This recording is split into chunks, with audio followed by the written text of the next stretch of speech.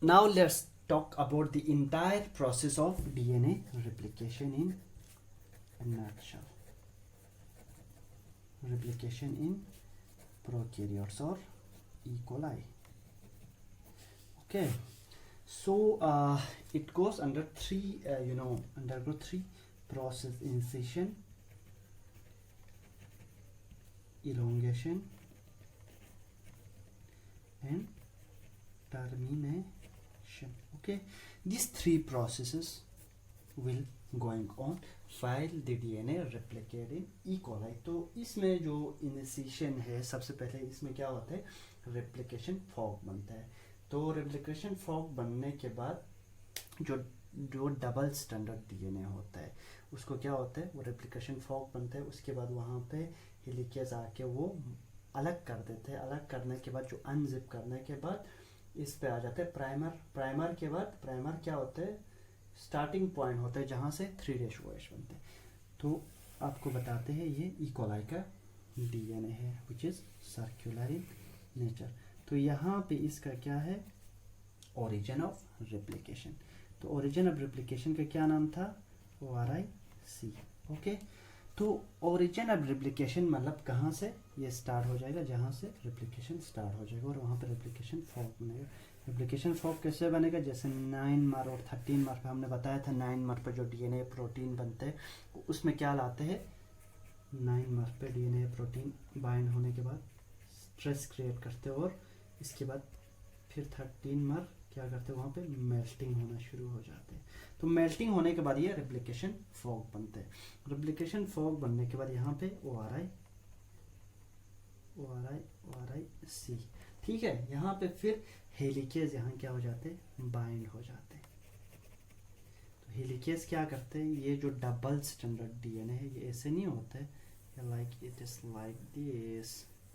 ठीक है, ये सर्कुलर है लेकिन ये इसको अनजिप करते हैं. ठीक है, जो डबल स्टैंडर्ड है वो इसको सिंगल स्टैंडर्ड बनाते हैं. तो ये अब हेलिकेज यहाँ पे इसको अनजिप करते जाएगा हेलिकेज. ठीक है,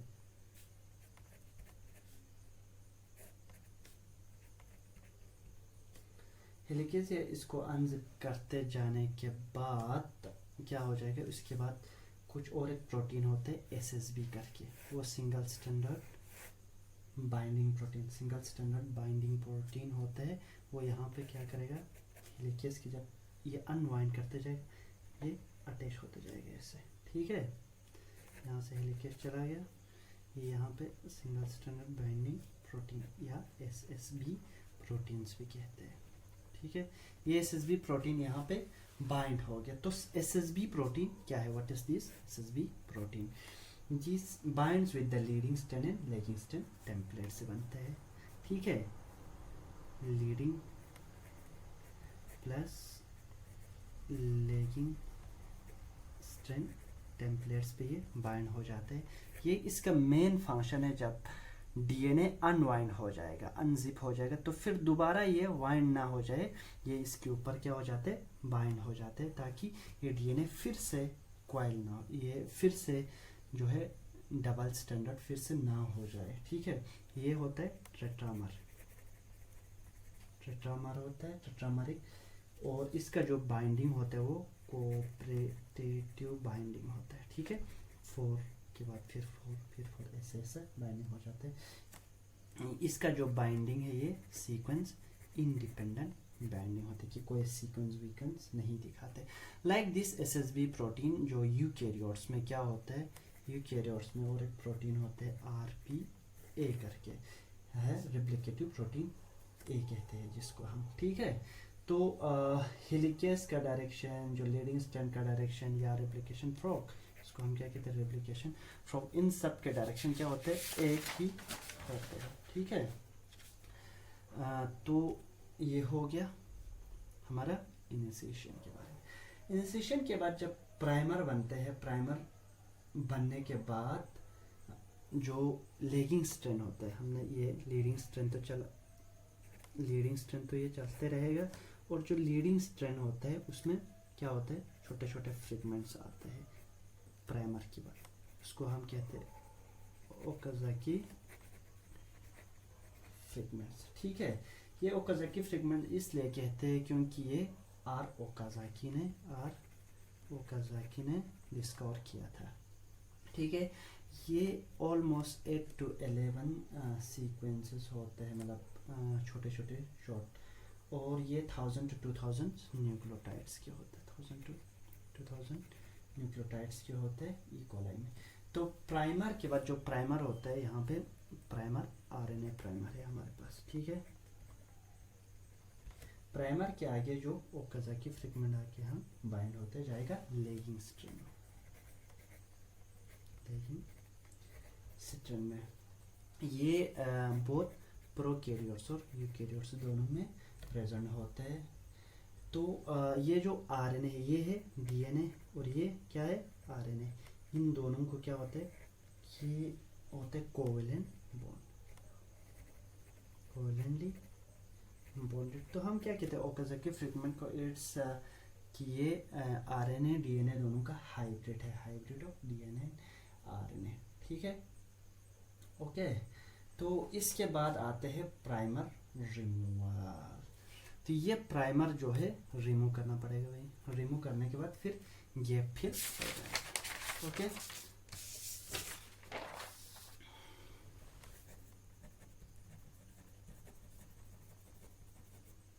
प्राइमर रिमूवल। तो प्राइमर रिमूवल प्रोकैरियोट में कौन करेगा, न्यूक्लियस डीएनए पॉलीमरेज 1 जिसके पास आरएनए एक्टिविटीज था। प्रोकैरियोट में कौन करेगा,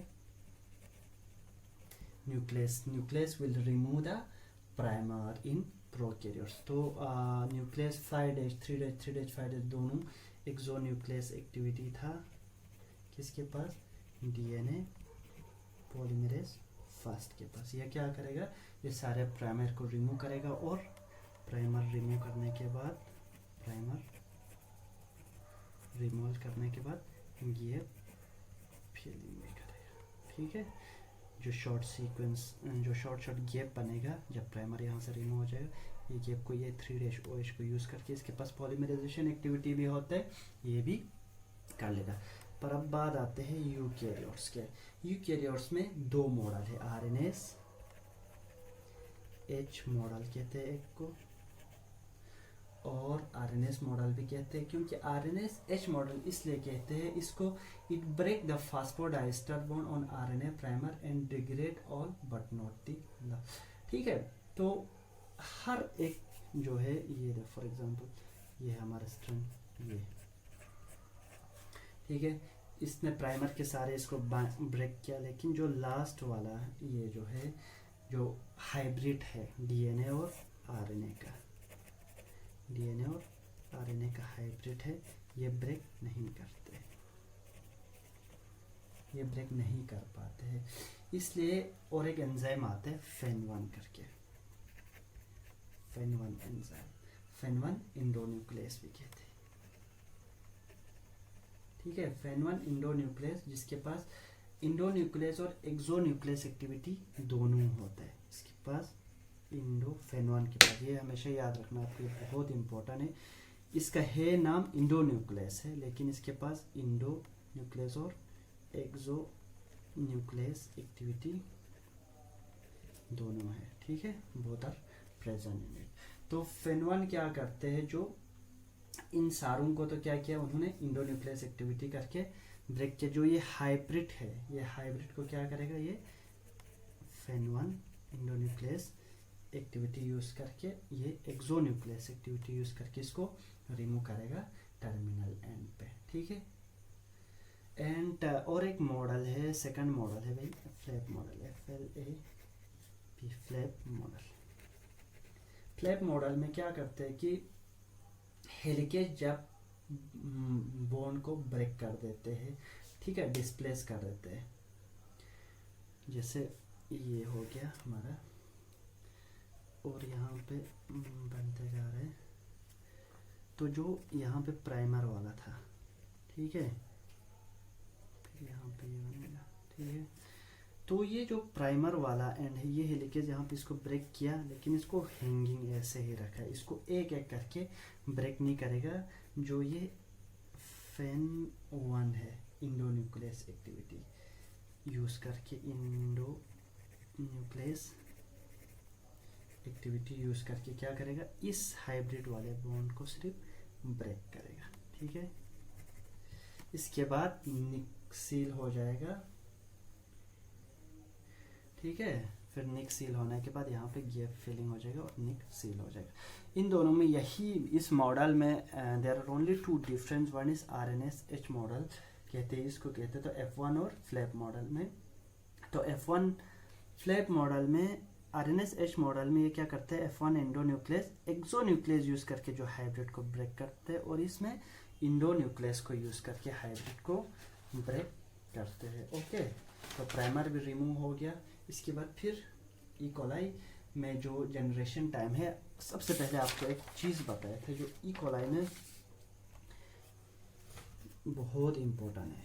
ठीक है, ई कोलाई का जो जनरेशन टाइम है, ये डबलिंग का टाइम 20 मिनट है, 20 minute at 37 degree Celsius, but इसका जो रेप्लिकेशन है वो 42 मिनट है अप्रोक्सीमेटली है। क्योंकि तो अब हम बताते हैं इसको, जो रिपीटेटिव सीक्वेंस होते हैं GATC, ठीक है, ये क्या होते हैं, इन पे हर कुछ मिथिलेटेड होता है, फुली मिथिलेटेड, और इसका जो है हाफ, जब DNA रिप्लिकेशन एक बार हो गया फर्स्ट राउंड में, ये रिप्लिकेशन हो गया तो ये हेमी मिथिलेटेड होता है। ठीक है, हाफ मिथिलेशन होता है।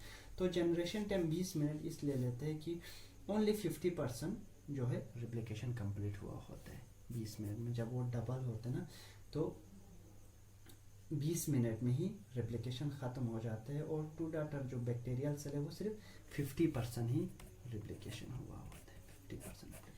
तो उसको हम एक डाइकोटोमस टाइप ऑफ रिप्लिकेशन भी कहते हैं, इसको डाइकोटोमस टाइप ऑफ रेप्लिकेशन भी कहते हैं, क्योंकि जब एक यहाँ पे हो रहा है, ये सिर्फ मोनोरिप्लिकोनिक है, तो जब दूसरी राउंड में, फर्स्ट राउंड में ये फुल मिथिलेटेड होता है, सेकेंड राउंड में ये हाफ ही मिथिलेटेड होता है, एक ही 6 रेप्लिकेशन ड्रॉप यहाँ पे कंटिन्यू हो जाता है। ठीक है, इसको देखो फॉर एग्जांपल, यहाँ भी एक रेप्लिकेशन ड्रॉप है, यहाँ एक हो गया, यहाँ भी चल रहा है, ये एक रेप्लिकेशन ड्रॉप है, यहाँ भी हो गया, और यहाँ भी एक है। ठीक है, इसी तरह लाइक दिस। तो एक ही जीन में 6 रेप्लिकेशन ड्रॉप एक ही राउंड में वो कंटिन्यू होता है, ये मिथिलेटेड होता है, हेमी मिथिलेटेड हाफ ही। तो जो डॉटर सेल है वो उसमें 50% ही बाकी वो चल रहा होता है। ओके, उसके बाद आते हैं रेप्लिकेशन टर्मिनेशन। रेप्लिकेशन टर्मिनेशन कैसे होते हैं, जो प्रोकैरियोट में होता है, सबसे इम्पोर्टेंट प्रोटीन जो रेप्लिकेशन टर्मिनेशन करने के लिए टार्साइट्स होते हैं। टार्साइट में कुछ सीक्वेंसेस होते हैं, उसको हम कहते हैं टार सीक्वेंसेस। टार सीक्वेंसेस क्या है, these sequence are 7 in E. coli, 7 in number, EDA, CBGF करके। It is approximately 23 base pair का होता है। It is orientation dependent,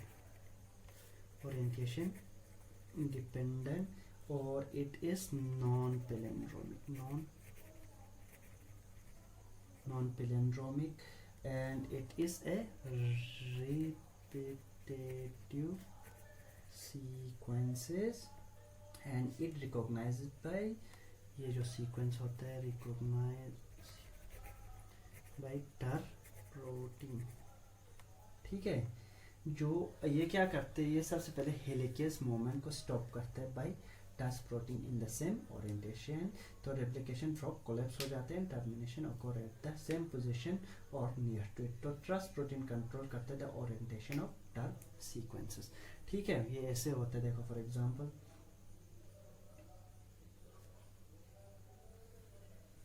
ये है, ठीक है, ये TAR साइड है फॉर एग्जांपल। तो इसमें जो TAR सीक्वेंसेस होते हैं ये ओरिएंटेशन डिपेंडेंट होते हैं, ऐसे, ठीक है, और ये नॉन पैलिंड्रोमिक होता है। तो ये है TAS प्रोटीन, यहाँ पे आके क्या होता है, बाइंड हो जाता है।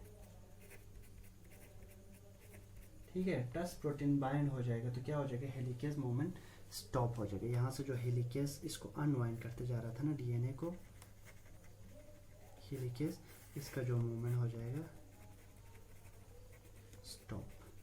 तो यहीं पे या इसके थोड़ा आगे जाके क्या करते हैं, वहाँ पर ब्रेक हो जाते हैं। इस सीक्वेंस को ये टस प्रोटीन रिकॉग्नाइज करके हम बाइंड हो जाते हैं में, तो यहाँ पे फिर टर्मिनेशन हो जाता है, termination of replication. Okay, so we are end here.